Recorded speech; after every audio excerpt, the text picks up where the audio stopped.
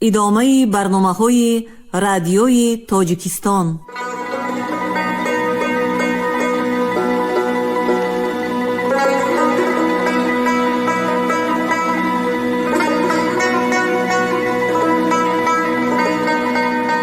السلام علیکم شنونده های گرامی، با توجه شما گفتاری ادبی از سلسله خوانش بدیعی اثر نویسنده بزرگ تاجیک صدرالدین عینی، یادداشت‌ها در قرائت عبدالرشید خوجامقلوف.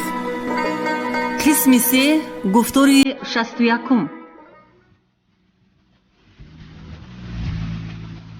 این خانه ز خشتی کهنه انداختم، در وی جشن زرفتگان ساختم. تا اهل زمان ما بدانند که من یک عمر جوانی به چه ره باختم. مؤلف.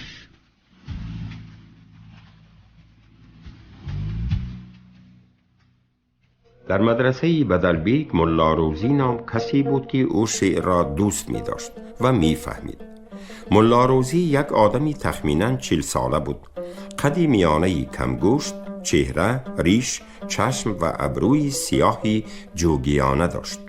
او در یکی از حجره های برادرزادگان عبدالله خواجه تحسین استقامت می کرد. ملا روزی با وجودی ختم کرده کهنه بودن و سواد تاجیکی و عربی داشتن به یگان منصب ملایی نرسیده بود. هیچ یک درآمد دیگری هم نداشت و با بسیار قشاقی زندگانی می کرد. جای تولدی وی دیهی قطبه کرمکاران بخارا بود که در طرف شمالی شهر نزدیک به ستاره مخاصه بوده در مسافه 4 کیلومتری شهر واقع شده بود. پدری او زنده بود و 75 ساله می نمود. او در دیهه خود نیم تناب 8 گیکتر زمین داشت که هر سال در وی لبلبو می کارید. تیر ماه که سر شد هر روز از آن لبلبو یک کجاوه را پر کرده آورده در خاکستری گرم حمام گور می کرد و روزی دیگر آن لبلبوهای پخته را در پیش مدرسه بدلبیک نشسته با کارد پوست کنده لبلبوی شیرین گویان قلم قلم کرده به خواهش کنندگان می فروخت و از درآمد آن پولی 1 نان را به پسرش داده بقیه‌اش را برای خوراک خودش و کمپیرش در خود نگاه می داشت. من به قشاقی ملا روزی رحم کرده جامشویی های او را در قطار لباس های خوجین هایم شسته می دادم. در روزهای تعطیل حجره اش را می رفتم. او در حجره اش پلاس کاری هم نداشت، کتاب های درسی هم نداشت. من درس هایم را با کتاب های آریتی خوانده تمام کردم می گفت. از کتاب های ادبی تنها یک دیوانی چاپه حافظ داشت که آن هم فرسوده بود. هر وقت که من حجره او را روبم قدری در آنجا مانده آن کتاب را مطالعه می کردم. یگانه مشغولیت ملا روزی بزمگردی بود. اگر در آن دور و پیش بزمی واقعی شود شبانه می رفت و بعد از تماشا گاها نیمه های شب گاها سحر به حجرهش آمده می خوابید.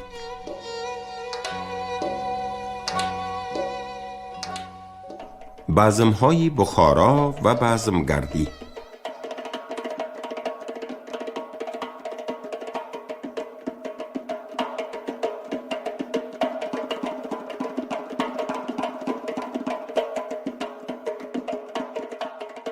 در بخارا عادتاً در توی‌ها بزم‌های دایرگی تشکیل می‌شد.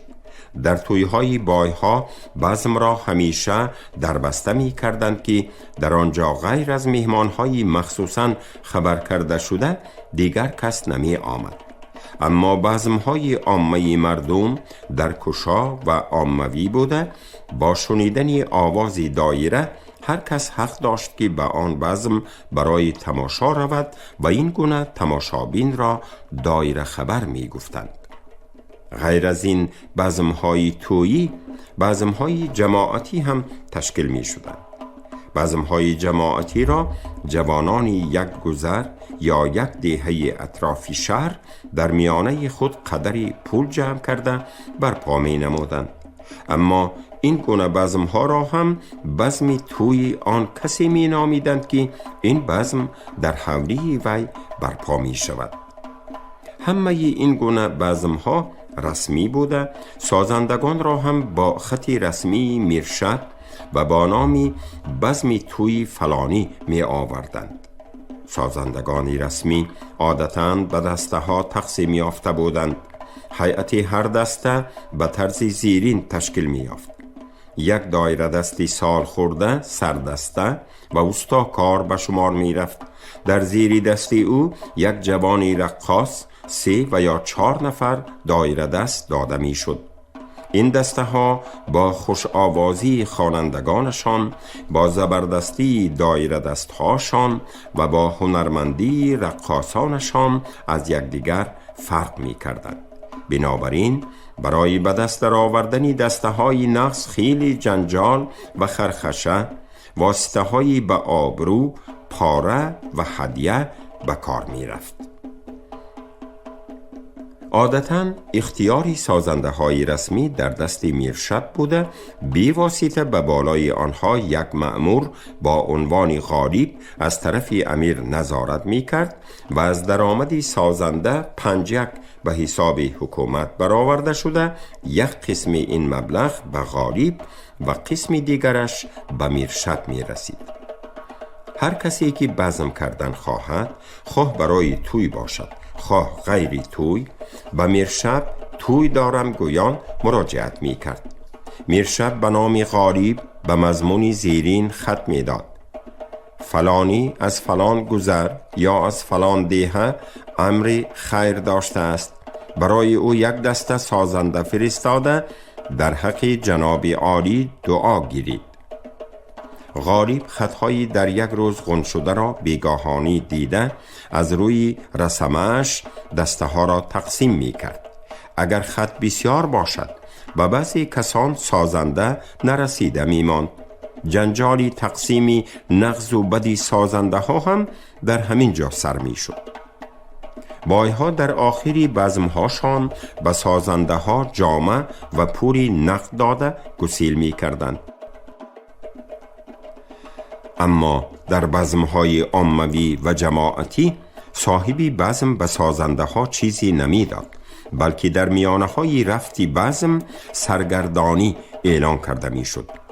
دایره دست ها در پیش خود یک رویمال پهن کرده مانده، دایره ها را هم به هوای مخصوص می نواختند و تماشابینان خواه از آن خودی باشند خواه بیگانه دایره خبر، هر کدام یا هر گروه 1 تنگه یا 2 تنگه به بالای آن رومال می پرتافتند. ملا بچگانی قشاق و عموماً کمبغلان به سرگردانی چیزی نمی دادند. حق خدمتی سازندگان انا همین پولی از عامه جمع شده بود که بعد از به میرشب برآوردن 5 آن مبلغ باقی مانده اش را در میان خود با ترتیبی که در بین خودهاشان رسم بود تقسیم می نمودند. اما سازندگان در بزمهای پادشاهی که امیر در کدام حولی باشد در پیش آن حولی تشکیل می یافت، در سیرهای نوروزی که هفته ها دراز می کشید بی پول خدمت می کردند. خوراک و خرجهای دیگرشان هم در این گونه بزمها از خودشان می شد. بزمگردهای دایره خبر هم به هر بزم رفتن نمی گرفتند، بلکه هر گروه به بزم آن دسته‌ای می رفت که رقاصان و خوانندگانی وی به خودش مقبول باشند.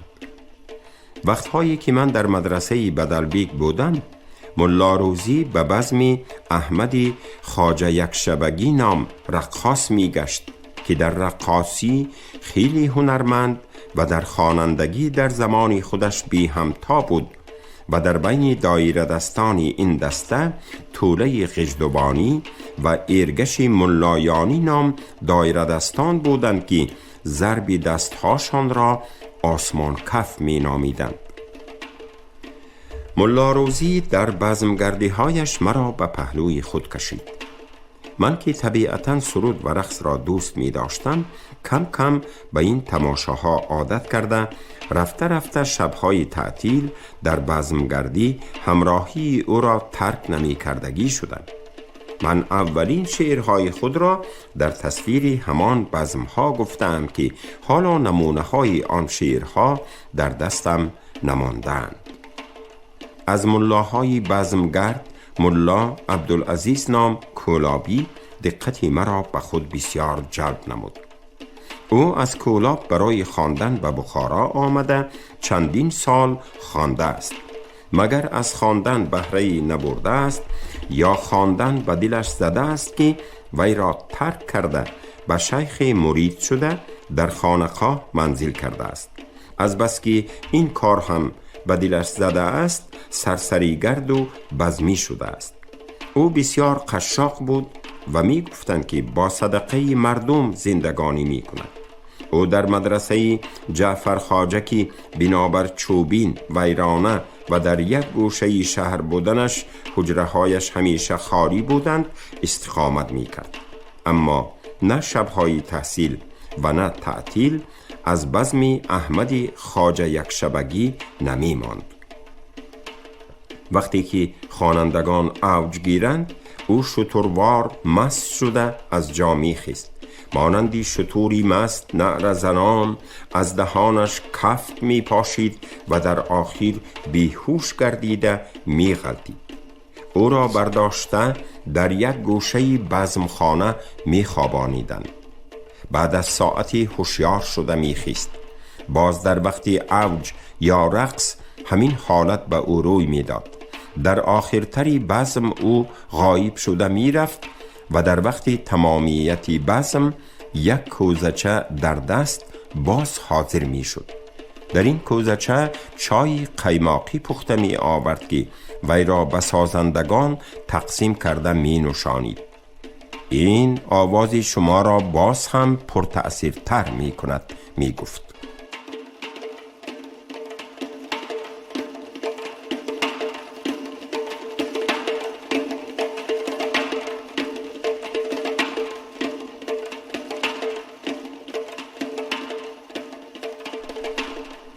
آلفته های بخارا.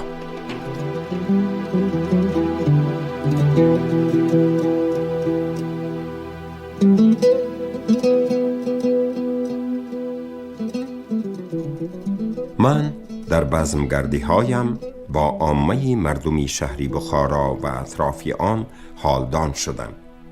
بیشترین اینها کاسیب، سییس، عرابکش، مشکاب، گلکار، دوریدگر و مانند اینها بودند. اینها عموماً آدمان خاکسار، خوشمعامله و خوشگپ بودند.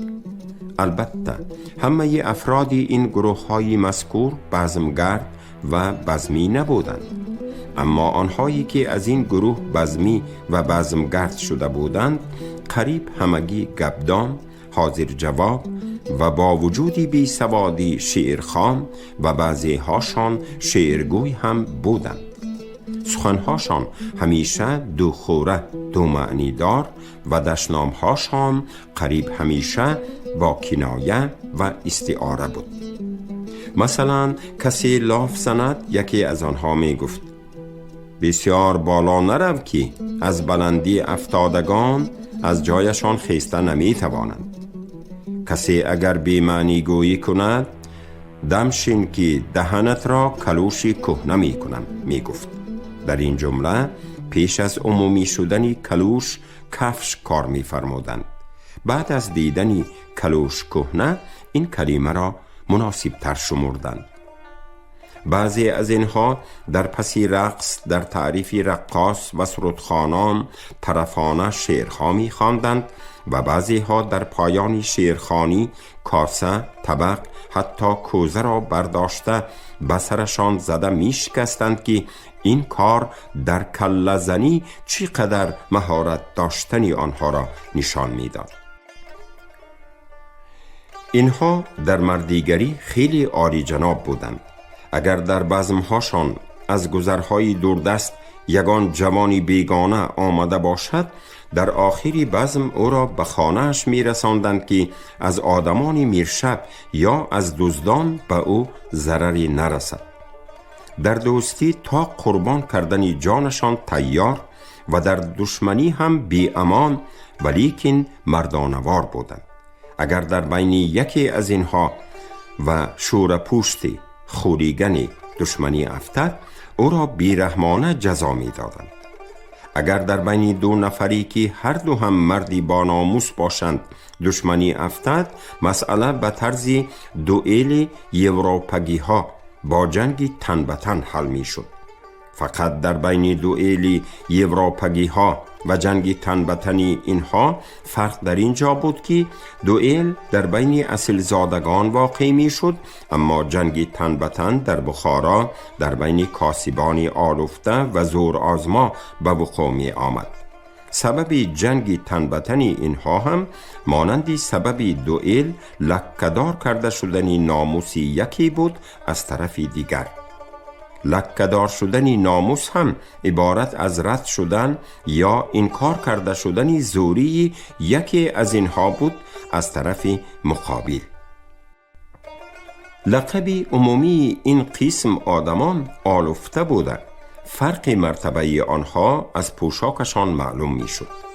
جوانان نورسکی در مرتبه شاگردی باشند کفشی پاشنه بلندی بی محسی می پوشیدند و فشهاشان را کوتاه، دومی موشی مانده، سله‌هاشان را سفته می بستند و میانشان را با روپاکچه بسته در وی یک جفت کاردی نه آنقدر کلان می آویختند. کرته این گونه جوانان پیش بسته و زهدار می شد. عنوان اینها نیم تیار بود. هرگاه که اینها هنرهای کله زنی، لینگ زنی و زانو زنی را آموزند و عموماً در زوراوری هنرها پیدا کنند که از همه مانند خودهاشان پیش قدم شوند، به اینها عنوانی تیار داده می شد. تیاران موزه پاشنه بلند می پوشیدند و میانشان را با فوطه بسته در وی یک کاردی را که تیغش نیم آرشین باشد می آویختند. اینها یک ته کرته پوشیده گریبانشان را کشاده می ماندند. فرشهاشان را نسبت به جوانان اندک درازتر مانده سله‌هاشان را زنبری می بستند. یعنی پیچهای سله را چنان تاب داده به سر می پیچاندند که شکلی زنبری از خیمچه بافته شده را می گرفت. عنوان مرتبه آخرین مردی مردان بود. این در هر دور و زمان از یک نفر بیش نمی شد. مردی مردان کفشی بی پاشنه نوکتیزی را که از چرمی زردی پس دوخته می شد و در بخارا با نام کفشی آلک مشهور بود بی محسی می پوشید. سله‌اش را خرد می بست و مانند افغان فشش را دراز می گذاشت. در تابستان و زمستان یک ته کرته پوشیده گریبانش را همیشه بسته می ماند و از روی وی با روپاکچه ساده ارزانبها میانش را بسته در وی یک قلم تراش را با غلاف آویخته می گشت. قسم آلفته ها ستار بود. اگر یک آلفته ستار که فلان کار را می کنم گوید، سرش رود هم باید آن کار را می کرد. اگر نکند و قسمش را شکند، از میان آلفته ها رانده شده به نامردی مشهور می گردید. تیاران گویا نامزدانی مردی مردان بودند. اگر مردی مردان بمیرد یا یگان کاری خلافی مردی کرده از میانه رانده شود، از طیاران یکی را که در مردی ممتاز، در زوری بی همتا، به دزدی و شورپوشتی تهمت زده نشده باشد انتخاب می کردند. گاه می شد که به سبب کاری در میانه یگان طیار و مردی مردان جنگی تن به تن واقع می شد.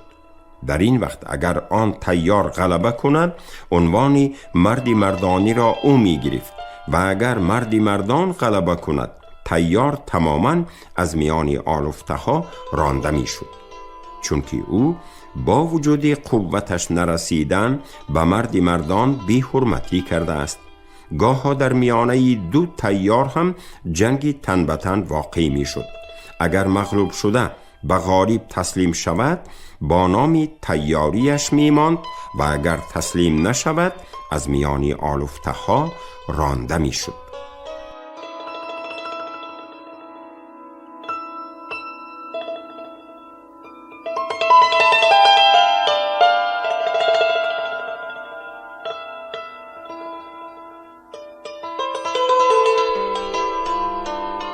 جنگ مخدوم محمدی و برنا طیار.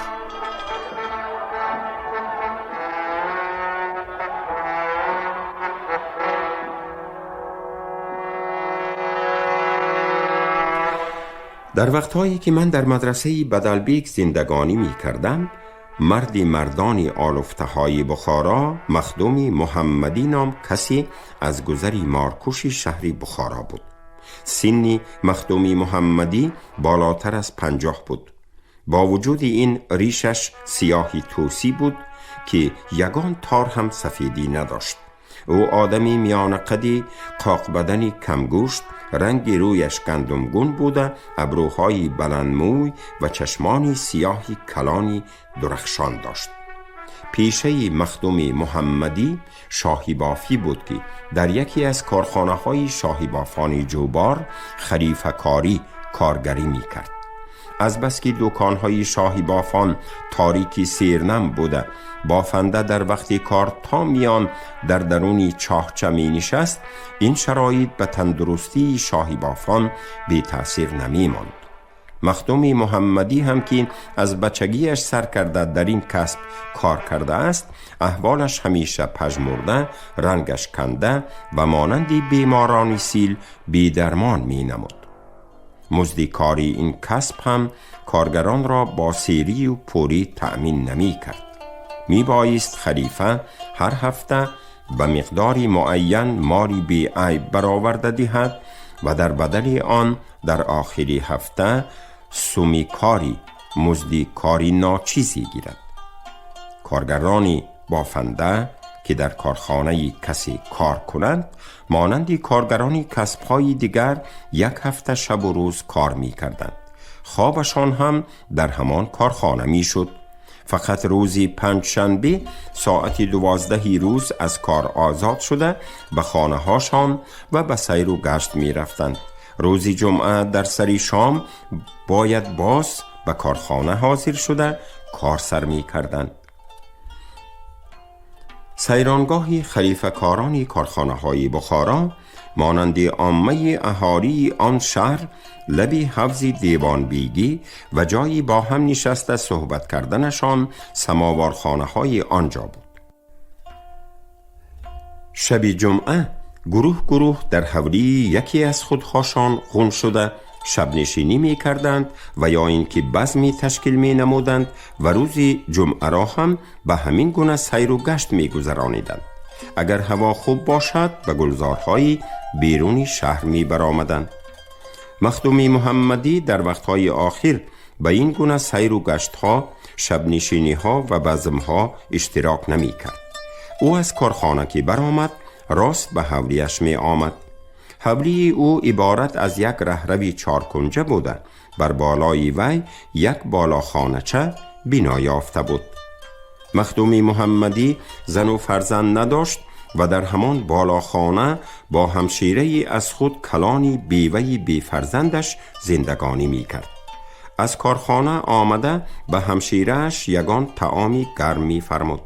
اگر هوا بد باشد خود به بالاخانه در آمده می خوابید و کوفتی کاری یک هفتگی را از خود دور می کرد و اگر هوا خوب باشد به لب حوض غازیان می رفت که از گذر خودش یک گذر آن سوتر بود.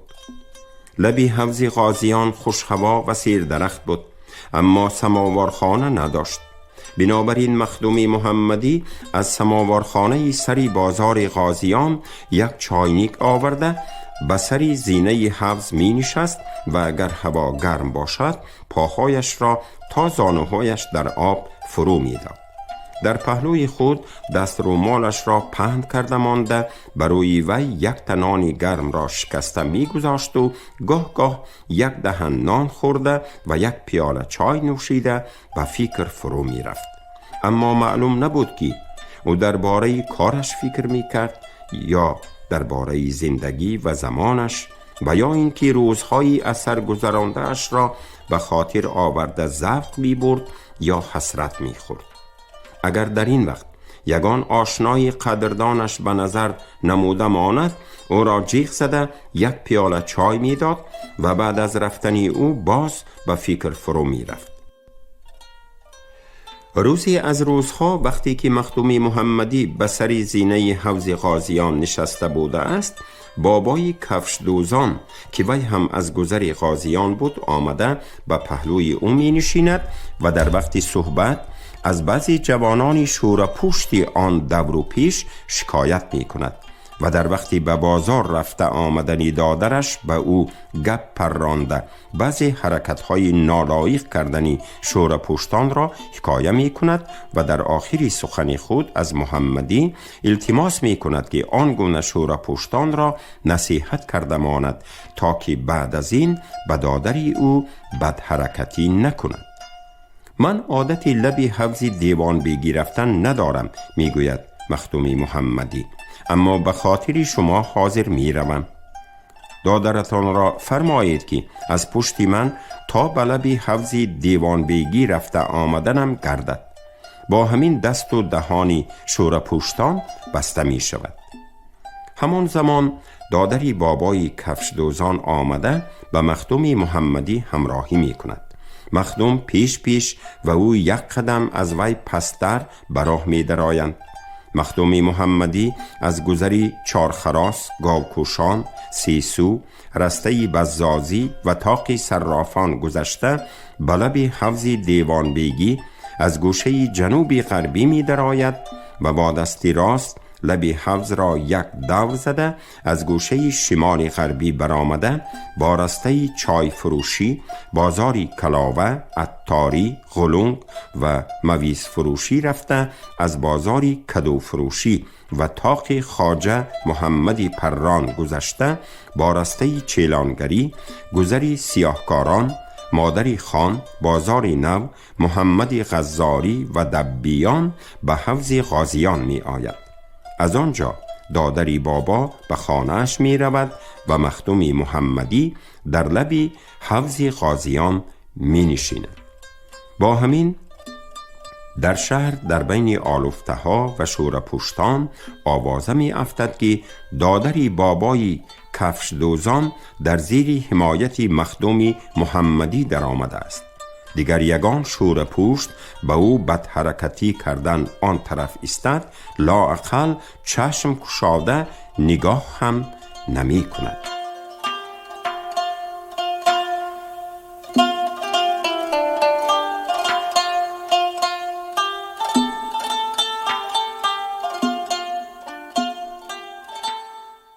شما گفتار 61 را از روی اثری نویسنده بزرگ تاجیک صدرالدین عینی یادداشت‌ها شنیدید.